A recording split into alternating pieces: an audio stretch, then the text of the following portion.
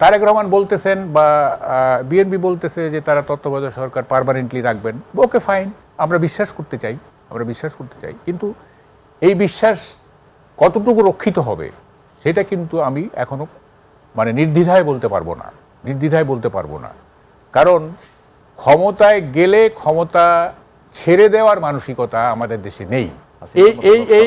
এই ইতিহাসকে যদি পুনরাবৃত্তি মানে বিএনপি ক্ষমতা এসে যদি করে, আমি অবাক হব না, কারণ তারা মনে করতে পারে আমাদেরকে এত অত্যাচার করছে, তা আমরা কেন ক্ষমতা ছাড়বো, এটা মনে করতে পারে।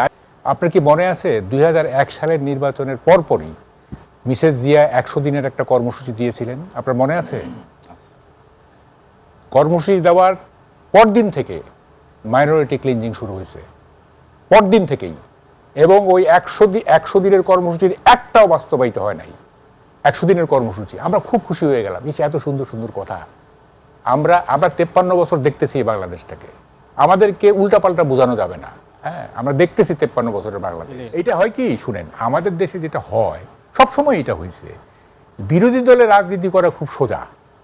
ইভেন বঙ্গবন্ধু মনে করেন যে আইয়ুব খানের বিরুদ্ধে গালাগালি করলেই তো হয়ে গেল, হ্যাঁ, একটা বড় নেতা হয়ে যাওয়া যায়, কারণ মানে আমাদের দেশের মানুষ তো অ্যান্টি ইনকামবেন্সি, হ্যাঁ, মানে সরকারের বিরুদ্ধে থাকে। তো আইয়ুব খানকে আনপপুলার করতে এমন কোনো কঠিন কাজ ছিল না। তবে হ্যাঁ, 6 দফা অথবা যেগুলি ছিল সেগুলি অবশ্যই ইনোভেটিভ কাজ, এই যে 6 দফা ইত্যাদি সেগুলি আছে, কিন্তু মানে গভর্নমেন্টকে আনপপুলার করা খুব সোজা কাজ, যেহেতু গভর্নমেন্ট ভুল করবেই।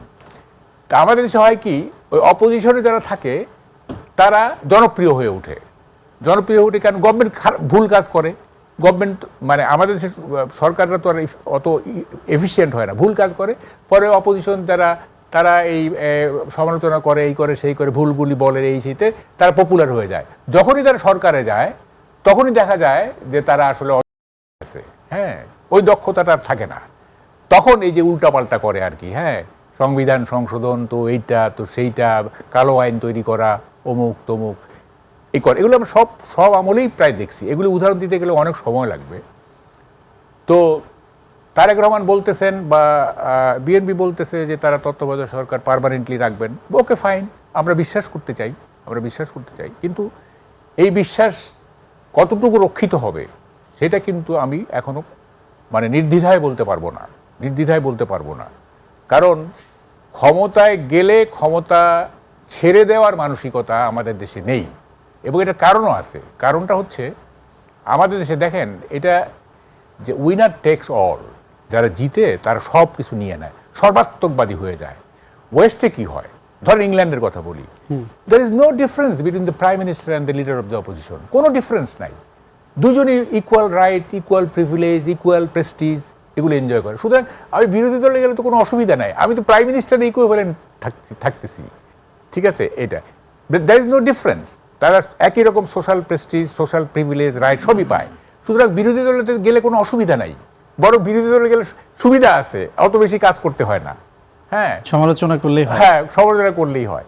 তা আমাদের এখানে তো কেউ ছাড়তে চায় না যে কেন, ওই যে বিরোধী দলে গেলে, এই যে যেমন বিএনপি ওয়ালারা সরকারে থাকতে, যে বিরোধী দল যদি থাকে কেউ, তাহলে সে 15 বছরে বুঝে গেছে যে বিরোধী, হ্যাঁ, যেমন বিএনপি বুঝে গেছে যে তারা 13-14 থেকে শুরু করে এই যে নির্যাতন, অপারেশন, এই যে জুলুম, হ্যাঁ, বুঝে গেছে, হ্যাঁ। সুতরাং এই ইতিহাসকে যদি পুনরাবৃত্তি মানে বিএনপি ক্ষমতা এসে যদি করে, আমি অবাক হব না, কারণ তারা মনে করতে পারে আমাদেরকে এত অত্যাচার করছে, তা আমরা কেন ক্ষমতা ছাড়বো, এটা মনে করতে পারে।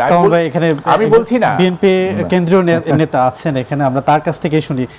কামাল ভাই নির্দ্বিধায় বলতে পারছেন না যে বিএনপি আসলে তত্ত্বাবধায়ক সরকার থাকবেন, এরকম একটা নির্দ্বিধায় বলতে পারছেন না। সাধারণ মানুষ কিভাবে আস্থা থাকতে পারে? সাধারণ মানুষ বিএনপির প্রতি আস্থা রাখবে ইনশাআল্লাহ, কারণ বিএনপি সাধারণ মানুষের আস্থা ভঙ্গ করবে না, সেটা জনগণের সে আস্থা বিএনপির প্রতি মানুষের আছে, কারণ অতীতে বিএনপির শাসন আমল তো জনগণ দেখেছে। আমরা আসলে আমি যে জিনিসটা আবারও বলি, সেটা হলো হাসিনা যে